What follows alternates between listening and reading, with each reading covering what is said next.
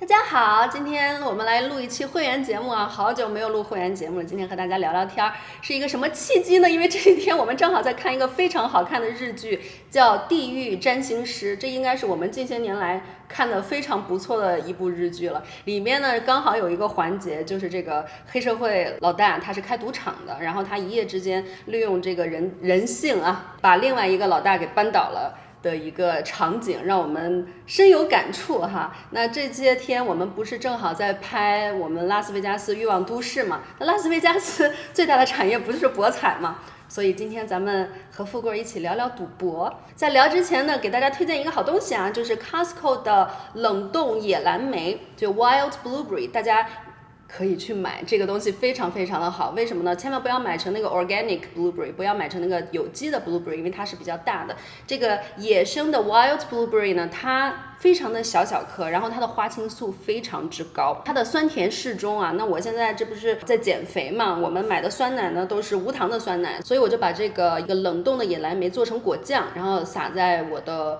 无糖酸奶里，然后做调味就非常好喝。现在不是夏天了吗？我就开始越来越多的喝气泡水了。单喝气泡水呢又觉得很无聊，所以也可以加到气泡水里边来调一个 wild blueberry 口味的气泡水。它这个花青素非常的高，大家可以尝试 Costco 的 wild blueberry， 推荐给大家。那富贵儿，有请富贵儿入场。赌博，咱先声明一点，就是我们不是在推广赌博，不推广。赌博肯定是有益，不是有益健康，是有害健康的。有害健康，破坏家庭，珍惜生命，远离赌博。对，你看那个香港、澳门都有那个戒赌专线。对，你戒赌就是那个，它是这种心理的治疗吧？对，就是因为赌是有毒瘾的，是有一种病了都已经。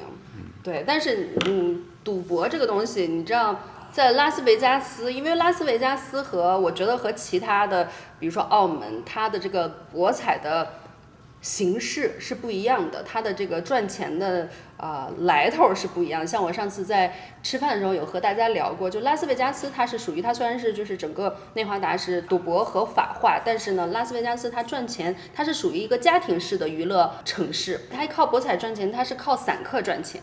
就比如说拉老虎机啊什么的，就它不是靠那个大赌客赚钱，大家来都是来度假的，都是来放松的，对吧？像对，它是属于那种全家式的旅游方式，全家式的，就是你孩子你也可以有玩的地方，对，然后你说女人也可以来，我也可以逛街啊。看猛男秀啊，看秀啊，对，它还有展览城，它会展会城市嘛？对对，因为它每年1月份那个什么 CES， 然后每个月基本上都有各种展览。各种展览，对，所以我们 Vegas 其实还是除了赌博还是很丰富的啊。但是你如果来 Vegas 的话，你会发现我们遍地都是可以赌博的地方。对，我们的便利店、我们的机场都是老虎机。你看，全世界2个赌城，一个是 Vegas， 还有一个是澳门。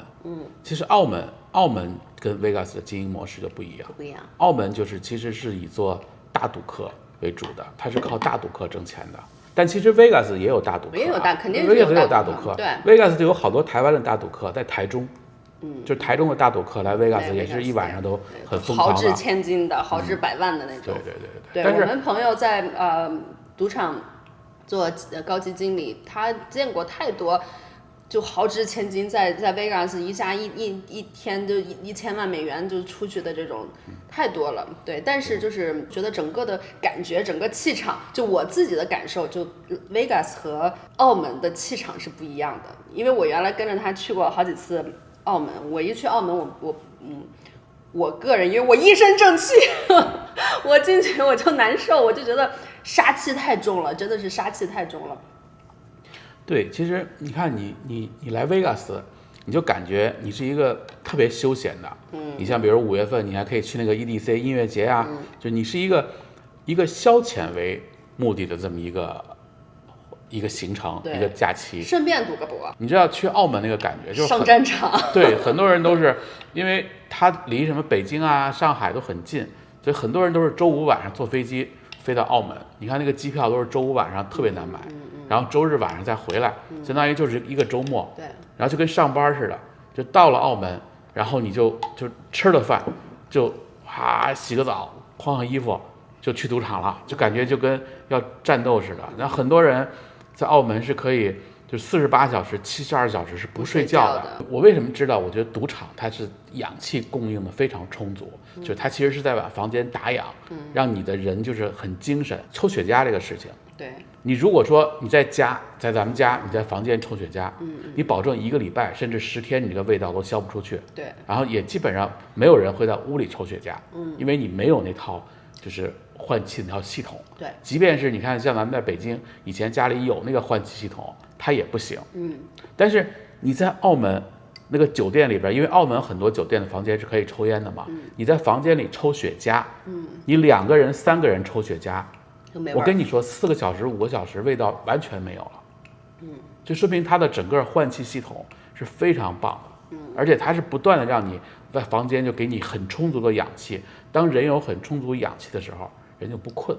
你一进澳门，你就感觉那个人呐，整个那个状态就是真的像打了鸡血似的，就是完全不困。可是等你离开澳门一上飞机的时候，我跟你讲，就泄了，对你保证这一路上就是一直从起飞睡到落地。就是 Vegas 的模式，它是做整个的就是全家的这种模式的。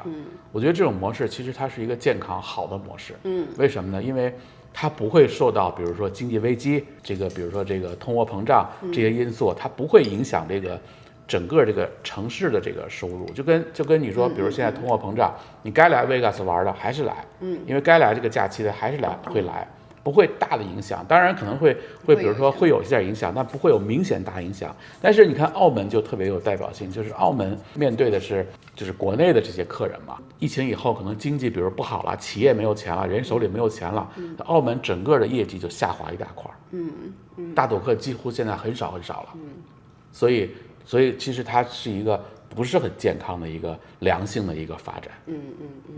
但是 Vegas 现在也是中国赌客少很多，就原来赌场里边就是中国人特别多。对，现在明显能感觉到就你基本上很少能看见，基本上很少了，都是只是10%左右的，而且你能看见的中国人其实都是在美国生活的中国人。对，这不是特意从中国飞过来。原来有很多就是中国来的赌客，我觉得家庭旅行还是有很多啦，就是像我们往外租房车啊什么的，都是家庭来 Vegas， 然后在 Vegas 玩一圈以后租我们的房车出去玩一圈这种。对，就咱们今天就聊聊这个澳门赌场有意思的事儿吧，就是讲一讲这个很多可能人背后都不知道的有意思的事情。在澳门你输多少钱他就给你就是 VIP 服务啊？不是，这个 VIP 服务不是你输多少钱你赢多少钱，其实他更看重的是你在赌桌上的时间，就是你的上下水，就是你的每一注下注的这个多少钱，然后你能持续的时间。你比如有的人可能，我有一个朋友啊，我原来有一个朋友深圳的人，就是他特别有代表性的，他就是每次10万港币，10万港币就推3把，就是输赢都是10万，就是这3把。不是都是这10万，就是3把，就是第一把5万，第2把3万，第3把2万，就是10万都输完了，就走人了，完了就走人了。然后他要是1分钟解决，你听我说呀，他要是赢了的话，比如我换10万筹码，我还是第一注5万，赢了，不就变成了这个15万了吗？然后我第2注还是3万，第3注还是2万，不管输赢，他就是这3注，就是5万、3万、2万。如果说他比如3注都赢了，就是再赢10万。我觉得像他这种人就是定性非常足的人，像他这种人，赌场就不愿意送他房间，不愿意给他 VIP， 就不愿意给他这些什么车呀，给他这些东西，因为他的上下水太少了。就他其实上下水就是10万，赌场是不怕你赢钱，不怕你输钱，他是怕你不来。你知道为什么赌场都有很多那个公关？其实他们都是每个人，比如负责多少个客人，那你去之前，你给他打个电话，你说我今天要去，他会安排你那个劳斯莱斯，就那种特别牛逼的劳斯莱斯去码头啊，去机场接你，然后甚至他可以，比如你飞广州，你飞珠海，他可以去接你。然后他给你安排酒店的所有房间，然后基本上你在酒店所有的这个吃饭啊什么的，你都是不用付1分钱的。然后房间也是你都可以选啊什么的，就是他目的是为了什么？是为了我给你服务更好，然后比如 iPhone 出新手机，它一定是马上就送你一个新手机啊什么的，就是它目的是为了让你来，因为只有你常来，赌场才会赚钱。你说我就来一次，我不来了，那这种人就不是赌场欢迎的人。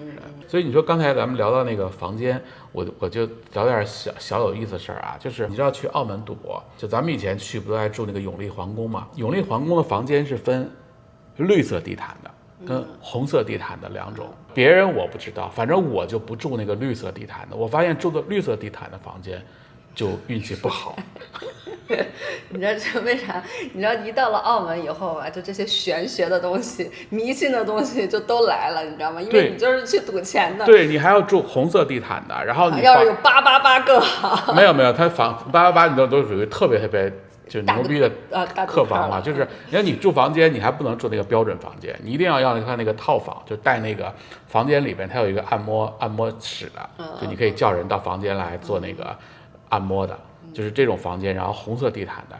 然后我记得当时就是你知道原来本地人讲过啊，就是说当你觉得比如说运气不好的时候，你往赌场的地下可以扔点硬币，扔点吃的。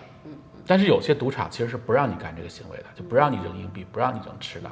但是你知道有的人那你是在赌桌上扔，还是在那个房间里扔？你在酒店房间也可以扔，酒店房间就没人管你嘛。但是你在赌桌上扔，有时候是不让你干这个事儿的。但是有的人什么呢？有的人就是不是偷扔，就是诚心，比如吃，哎，啪一碰掉地下了。其实他不是碰掉地下了，他就是丢到下面去给谁吃，就是对，有好运。对，就是很多这种特别邪的事情。然后比如说你赌博之前，你不能这个打炮，对你不能打炮啊什么的，这些事情就是其实就是很多玄学的东西，我觉得你不能不信，也不敢不信。对，你都去赌了，你也不敢不信。对，我觉得还有一个特别奇怪的事儿哈，就对我来说特别奇怪的事儿。我原来和他去，就他不是玩百家乐嘛，翻牌的时候。现在肯定大家也都这样哈，只不过我不能理解而已。就是这个庄家给你发了牌以后，你是啥就是啥呀。他给你发个9就是9，他给你发个1就是1。就有些人啊，就是拿这个牌吧，就在这儿，这翻这个脚在这翻，然后吹，这边还没翻起来，这边就又在那吹，又吹又说什么顶，我就不知道他在那吹啥，也不知道他在那顶啥，然后翻这个边3边。3遍，然后一会儿又2遍，就是我就不能理解，就你痛快的给他翻过来不行吗？就所以他吹的是啥？没有，我觉得其实人他是在享受这个过程。你知道很多人说去赌场是解压，就是解压，比如你生活压力太大了，你去赌场是一种解压的方式。我跟你讲，这个东西是这样，他翻这个牌，为什么他翻是看你这个牌是4边、3边有没有边？那所谓的边，就比如说你像10这种牌，它不就是4个嘛，就是4边。那当你翻出4边的时候，如果你想要一张9，你是不是要他吹的是吹中间这两个，这两个豆？因为9最大嘛，然后他这个10就不好嘛，然后他4边，他9和10它都是4边嘛。对啊，9和10都是4边，然后他吹的是什么呢？吹的是中间这个豆，把10的豆吹成9，吹没了变成9。比如说你2张牌都是4边了，那你肯定是要不就是2个9，要不就是2个10，要不就是1个10一个9，对不对？那比如说你第一张牌翻出是10了，那你的第二张牌如果还是10，那你就是0点。那你是不是要把它吹掉一个豆，就变成9点了？所以它吹的是这个。那顶是什么呢？比如说你一张牌是2，已经翻出是2了。那比如这张牌是6，6的话，那不是6是中间是没有这个两个的这个东西。那你如果说把这个顶出一个豆来，你如果已经翻出一个2来了，然后你需要一个7。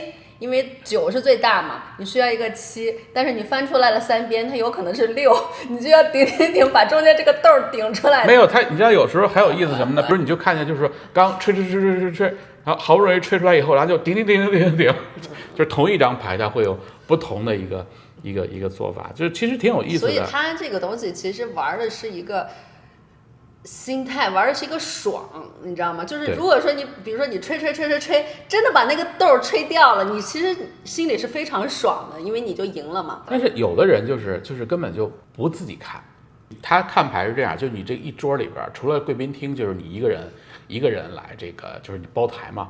那你如果不包台，在公共这种台子上，就是这一桌人谁钱下的最多，谁来看牌。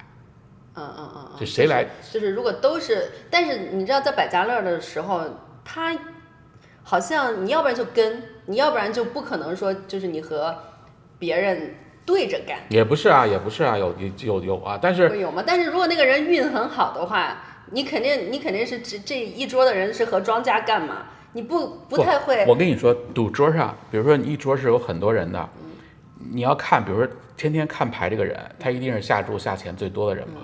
你这个东西你还得懂点玄学，你得看这个人这个人运好不好。对。你比如说这个人运，你觉得他不好了，他比如连输3把了，你觉得他运不好，就比如说他出了一个8，结果人家出了一个9，那就8输9就非常不好，就是运气很差了。8已经算很大了。对，那你就别跟他了，你就反着来。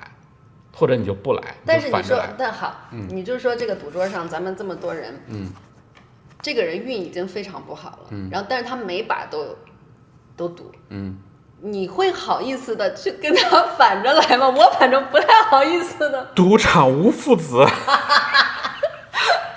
赌场都无父子了，这路人就不怕了。对，但是你其实我一直觉得，你说这个赌博吧，你说他是跟钱赌吗？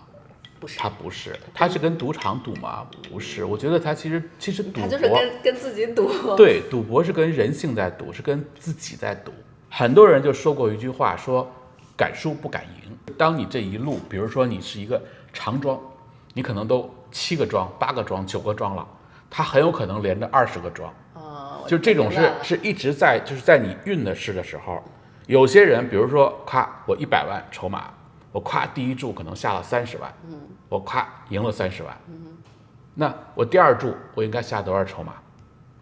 很可能有些人就开始20万、10万、5万就变成这么下了，就是越他赢钱的时候，他越不敢下筹码了，所以这个就是敢输不敢赢嘛。那同样咱们还说这个100万筹码，他第一注下个10万，输掉了，很多人可能第二注我就下个15万，他觉得我下个15万，我如果赢了，我起码把那个第一把输掉那个10万能拿回1半来，那我第二把比如15万我又输了，他很有可能第3把他就下了20万。当你输钱的时候，你为什么你敢下筹码？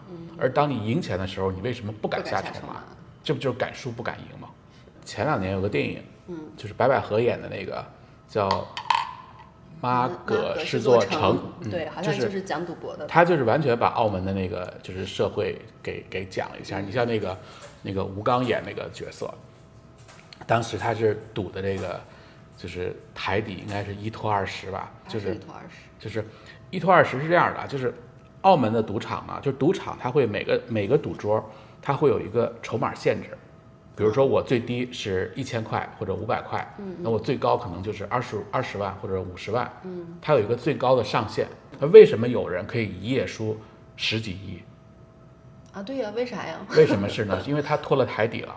台底是什么意思呢？就是我在就是赌桌上，比如说我下一注5万块，5万块，赌场是不是就是输赢就是5万块嘛？如果庄赢的话，赌场会收这个5%的 commission，就是等于他给你4万7千5嘛。那赌场不就是赔率就是这样吗？他底下拖了10，你台面的5万，等于台底下拖了50万。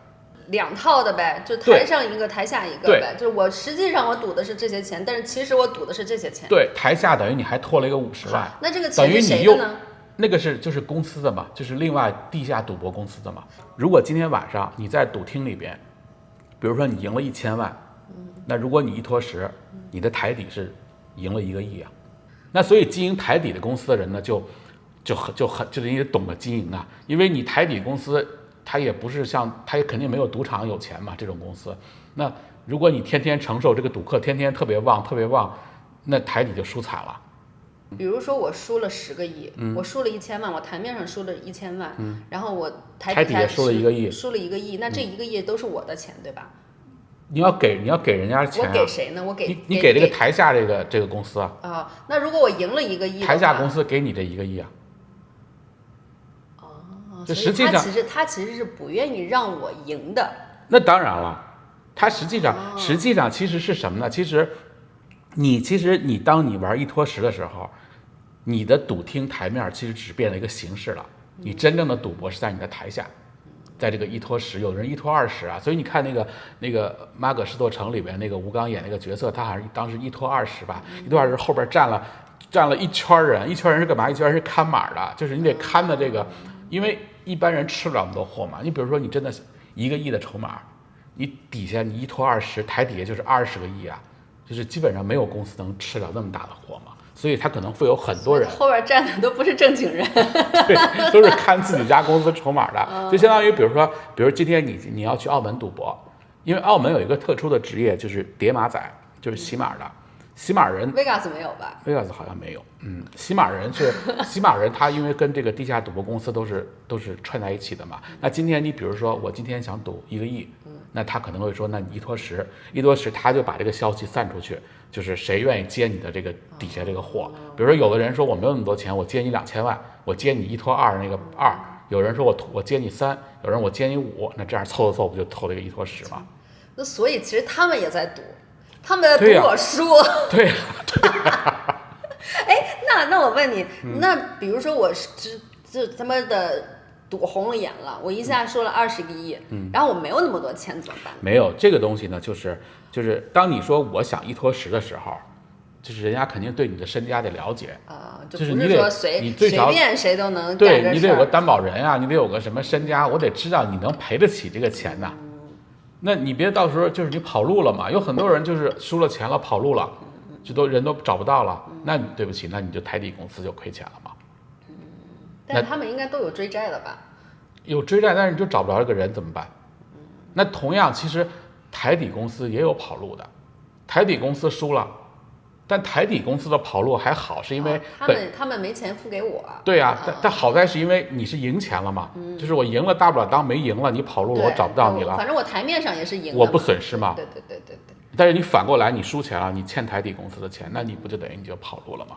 洗码你知道是很挣钱的一个职业，因为它分2部分，它一部分是跟赌场，它跟赌场可以拿筹码。就是很多赌场的贵宾厅，他不拖台底，他就是说我今天这个，因为你没办法说我去澳门，我今天赌博，我说我赌200万港币，然后你说我带200万现金来，不实际嘛，你也没办法带过来嘛，所以基本上都是跟洗码的人去拿筹码。那有些洗码人呢，他不做台底的，就这些人是安全的，因为洗码人你知道做台底其实是有风险的，因为你要洗码人，你要给担保这个人底下能赔这个钱，他是有风险。但是很多人是像澳门本地人，他们都不做台底，他们是做这个就是跟赌场合作洗码，就相当于是，比如说我是洗码的，我是叠码仔，那我跟这个赌厅呢可能有1个亿的额度，就是我可以拿1个亿的筹码。但是呢，赌厅跟我合作，就是这1个亿我输了，那我就要赔给我得负担赌场嘛，等于我负责追客人的钱。但所以你比如说你去澳门，那我就帮你从赌厅拿了100万筹码，那拿100万筹码以后呢，我叠码仔赚什么钱呢？是赚这个抽水。抽水，你知道上下水为什么你在赌博的时间越长，洗码的人赚的越多？因为他是这么算钱的，比如我这一注下了5万。好，我这计数就是你的上下水就是5万了。我第2注下了10万，那你上下水就是15万了。所以很有可能，比如说你100万的筹码，你这一晚上可能是2个亿、3个亿的上下水，就是你在不断的拉，来回。他不是按照我输赢来算，他是按照我拉的次数来算的这个比例。对，我拉100次和拉1次就不一样了。对，赌场给你的积分其实也是按照你的上下水的这个积分来给你的。你说一个晚上，你说在澳门，你说你赢1个亿，赢几千万，现实吗？也现实。你输1个亿，输几千万，也有，对。那你见过输掉裤子的吗？有啊。我跟你讲，最有代表的就是之前我们一个特别好的朋友，山西人，挖煤的嘛。挖煤都有钱，巨有钱嘛，那叫巨有钱。煤老板都很厉害，我就说我去我山西同学家，就他们家庭就是玩麻将，那人民币都是摞到这儿，就每个人的桌子角人民币都是摞到摞到天上的。对，我当时走过去，我也是就觉得啊，煤老板好赚啊。我跟你讲，他基本上每个月应该是去2次澳门。就他的上下输赢应该是他没有那么大啊，而且他基本上就比如说拖台底就是1拖21拖3这么打，这属于健康赌博，也不能说健康赌博，就是在拖台底里边还算比较健康的。你这话说啥健康赌博？就他就是1拖21拖3，每次应该就是上下就是300万500万这么一个水平。但我告诉你，3年的时间啊，就整整好像家里应该是输了50个亿吧，3年啊，3年输了50个亿，就是真的倾家荡产了，然后最后什么都没有了。煤老板啊，就是你知道他发展到最后，就是到最后的时候，都是比如去赌场，他会跟你说，哎，你能不能借我5万港币？就已经到这种地步，就是他是纯赌徒了。你5万港币你还借的话，他就是心理上有问题了，就赌徒了吧？就是赌徒了，就是他已经被荼毒了，都被这个东西、被这个思想、被这个整个行事模式给扼杀了，就他不可能再赢钱了。对，3年的时间，50亿，然后借5万来赌，对，这就太悲哀了。然后我还有一个是因为我有朋友是做洗码的嘛，那就他们给我讲的一个事儿，你朋友挺多呀。对他们是给我讲了一个事儿，这个事儿不是我真身见过，我也不认识这个人。他们说是有一个东北人呢，当时也是输了可能20个亿30个亿吧，就是家里可能也是那种工厂啊什么产业啊，当时已经就输的就是不想活了嘛，因为就他已经是家里的所有钱都输光了，还倒欠的赌场的钱了，已经完全不想活了。完全不想活以后呢，他好像有一次是去澳门其实拜的是好像也是妈祖，他叫妈葛庙嘛，应该是就是澳门的一个庙。这个我对，他应该拜的也是海神娘娘妈祖。他当时就是去这个庙里边，就是说去许愿拜一拜，而且他就是当时好像说的啊，这我都是听说的啊，我不知道啊。他当时就是说，就是他想再赌一次，最后一次，就是如果赢了，他也不再赌了。如果这一次再输了，因为这一次他借钱赌，就是属于他可能就他也没法活了，就是完全是这个人就彻底绝望了。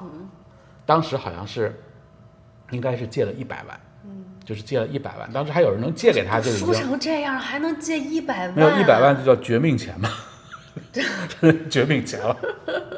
这些赌徒真的是我不能理解。就是洗码人，因为还念的可能跟他有交情，觉得他确实是个大赌客，从他身上可能也赚了都真的上千万的钱了，就是借了他这个，哎，不在意了，就是得看他太可怜了，借了他100万。我告诉你，他这个100万，他当然有台底啊，他连着7天，他忘了7天。哦哟，他忘了7天，所以海神娘娘管用啊。100万，他赚了8000万。就这个100万，他赚了8000万，整整7天他赚了8000万，而且你知道他赚完这个8000万，因为当时这些洗码都是他朋友嘛，就是他们就开着车就强行的给他送到珠海，而且就是把他这个港澳通行证就都给他烧了扔了，就是你别来了，就是你拿这个8000万，你重新生活吧，你就好好东山过吧，再起，你就去好好过日子吧。然后不至于死。对，当时他好像我听他们讲说，把他送到珠海的时候，他好像也说我再也不来了。就这个8000万是觉得是这个佛祖啊是帮我的，那我就好好的，我再重新再从打鼓另开张嘛。但8000万你起码你是有本金了嘛，你可以再东山再起嘛。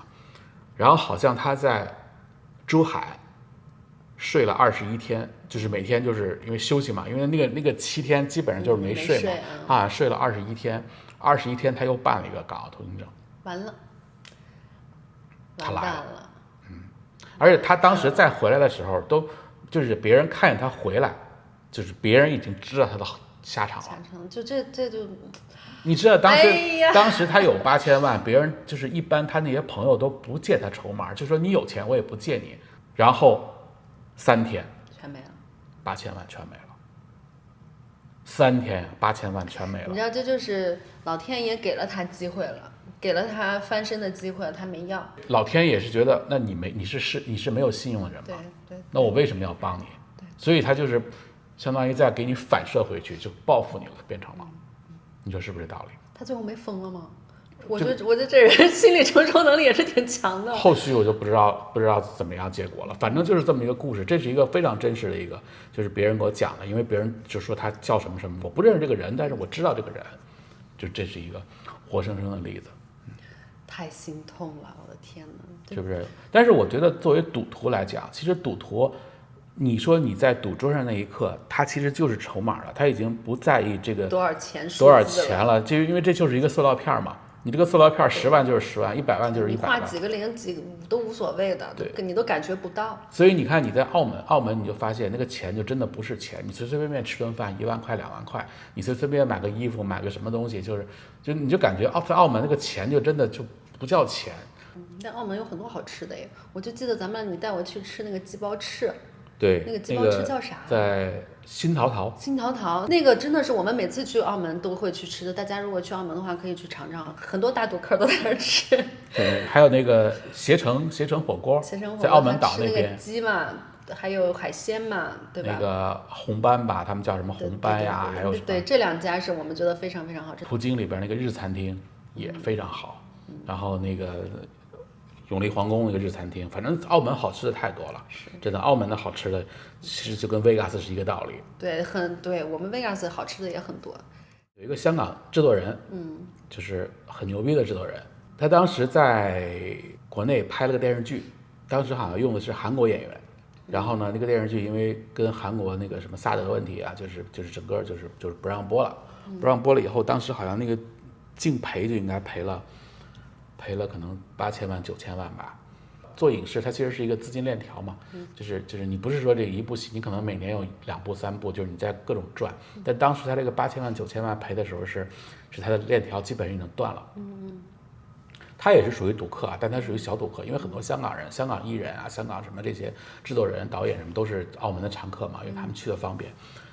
当时我知道就是一个晚上，当时好像是从赌厅拿了200万筹码，他做了台底了，一个晚上，就把8000万赢回来了，你赚回来了，就这个事儿。但是他输赢，他不是那种赌徒嘛，因为他本身有正经的职业，所以他不是那种赌徒。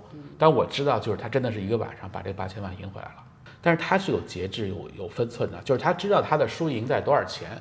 很多国内的演员、歌手，就我们不说谁，就是真的赌博就太多了。但是他无所谓嘛，就是说我今天晚上输2个亿，我去开2场演唱会，我去拍个戏，我就能挣回来了。就他其实这些人赌博，其实在是一个缓解压力。就他觉得工作压力太大了，那我需要去澳门放松一下，我需要去靠赌博这种方式宣泄一下这个内心的缓解压力。但你知道，其实人最可怕的是没有节制的人。我有一个朋友，真的是我朋友啊，是我发小，他就是洗码的，他原来是洗码的。那谁啊？对，他原来是洗码的。洗码人最忌讳的就是赌博，上赌桌。你看澳门的本地人啊，他们是不赌博的，他们天天在赌场待着，但他们不赌博，他们只有大年30晚上，就吃完家里的团圆饭，然后去赌场去赌博。他们就是完全属于是娱乐，他们不是去赌博，他们就是觉得过年了，我去消遣一下，所以他们只能大年30晚上去赌博，平常他们绝对不赌博，有原则的。对，你知道洗码的人最怕赌博，一旦洗码的人，以前你是洗码的，然后现在你变成赌博了，这些另外洗码人是没有人借你钱的，因为他知道你的路。我那个朋友，你知道他这个人是属于，就是因为洗码的人，他不是那种大洗码的，他虽然就是接触的，你像那个山西那个人就是他的客人嘛，就是他是跟人拼在一起洗码的，他其实赚的没有那么多的钱，但是他爱赌博，就这个事儿是很不好的一个事情。他是属于敢输也敢赢的人，就不是敢输不敢赢，他是属于爱玩，对，他属于敢输也敢赢，然后他可以拿1万蹭蹭打到20万，然后他又可以20万又10分钟蹭蹭又变成1万。他是这样的人，他受得了，他受得了，心里也受得了，因为他觉得这些钱就无所谓嘛。但你知道，因为他本来也没有太多钱，但是他你知道他在澳门有时候经常是把所有的储蓄卡、把所有的信用卡全刷爆了，就赌的1分钱都没有，甚至连回来的机票钱都没有。他真的是可以做到这点，他可以把身上的所有钱全赌光了。看他样不像这种人的。我告诉你，他身上比如剩1000块钱了，他也在赌。对，因为很多时候他拿着1000块钱又翻身了，翻成2万块钱了。你知道他拿这个1000块钱也是在赌，他经常就是拍大腿拍脑袋说：“哎呀，我这个昨天晚上要收手。”就这种话听了太多遍了。这种话你说的就跟放屁一样，我跟你讲，哎呀，我早知道怎么着，我昨天晚上要怎么着就好了，这就放屁。所以你不是还跟我说他把他老婆表当了还是怎么着？对，这也是有意思的事儿。他是跟他老婆一块儿去香港、澳门去玩去呢，然后他晚上就是偷偷的就出来，去，因为肯定你到了澳门，你那个手就痒痒嘛，然后偷偷的去这个赌场去赌博，然后钱都输了好像可能10万8万的吧。没法跟老婆交代了，他就把他老婆手表给从房间给拿出来了，去当铺。他带着那手表呢？对，去当铺给当了。当了以后呢，因为他是想说，我当了这个钱，可能我今天晚上就赢回来了，我再把这手表，我再手表再把给拿回来嘛。他好像当了手表，当时也是当了10万块多少钱，我不记得了啊。好像当时好像当完了就是赢钱了，好像赢了20万30万，然后好像又输回去了。那跟没说一样，没赢一样。对，然后他就这个表呢，表就没了是吗？没有啊，他因为澳门那个当铺，他是比如说他是给你多少天的一个时间嘛，你多少天你可以把它赎回来嘛，但是你要付人利息嘛，所以他等于就把这个表当在当铺了嘛。然后他第二天好像那个是他们都从酒店走了吧，然后好像他老婆是在路上说，哎，我手表哪儿去了？然后他还说啊，你手表丢酒店了吗？他还假装给酒店打电话什么的，说哎，我这手表丢了什么的，然后那个你们帮着找什么这个什么，就他老婆就觉得好像是不是自己落在酒店了，或者落在餐厅了，稀里糊涂也不知道丢哪儿了。他自己还偷着乐呢，他跟我讲自己还偷着乐，你说这个人反正也是啊。但他后来他把这个表给赎回来了，他赎回来了。然后他跟他老婆说找着了，说酒店找着了，找到了，给我打电话找到了，他赎回来了。我觉得这他也是命好吧，赎回来了，因为他好像我跟你讲，他这么些年他还在这蹦跶呢，就说明他命挺好的呢。我跟你讲，就他赌成这样。对，赌场真的是靠命靠运气的，有的人运气不好，真的就你今天晚上就是玩什么输什么。所以我一直有一个原则，你要连着输3把。你就休息休息，抽根雪茄呀，吃点东西啊，换风水。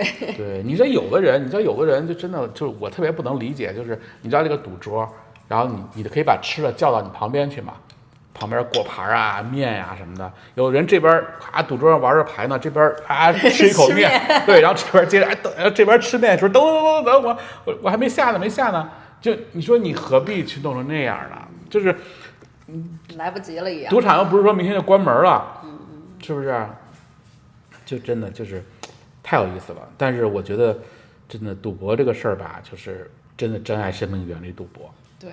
但是我跟你说一个事儿，就是什么呢？就是你知道，你要想看清一个人，你就在赌博里边，你是非常非常能够把这个人看清的。你可以看得淋漓尽致，就这个人到底是什么样的人，他的格局到底在哪儿？对，他到底是能承受能力，他的心理压力。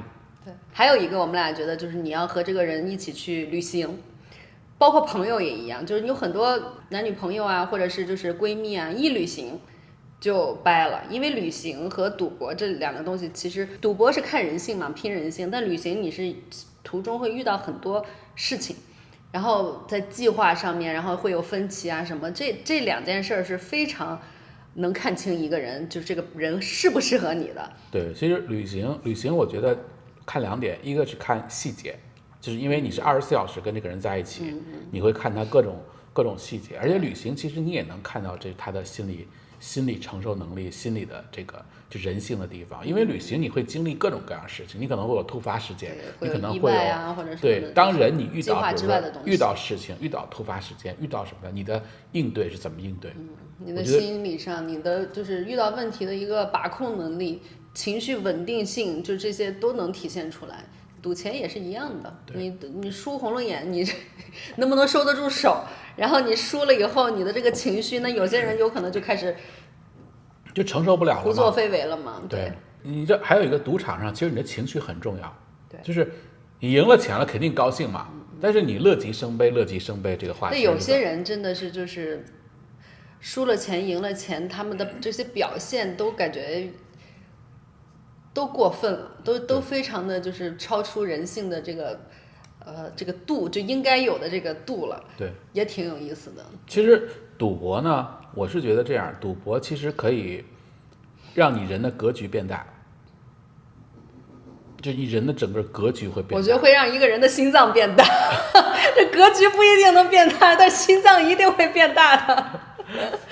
但是赌博呢，也会让你变得丧失人性。会啊，你肯定会。今天就聊到这儿吧，朋友们。珍爱生命，远离赌博啊！然后呢，如果大家周围有遇到或者是知道关于赌博啊的一些有趣的事情，也可以在评论区和大家一起分享。别忘了去买这个野蓝莓，很好吃哦。好了，就这样吧，拜拜，爱你们。这两个太阳就一直就是一会儿打在我身上，一会儿打在我脸上，整得我这闪耀啊！行，就这吧，拜拜。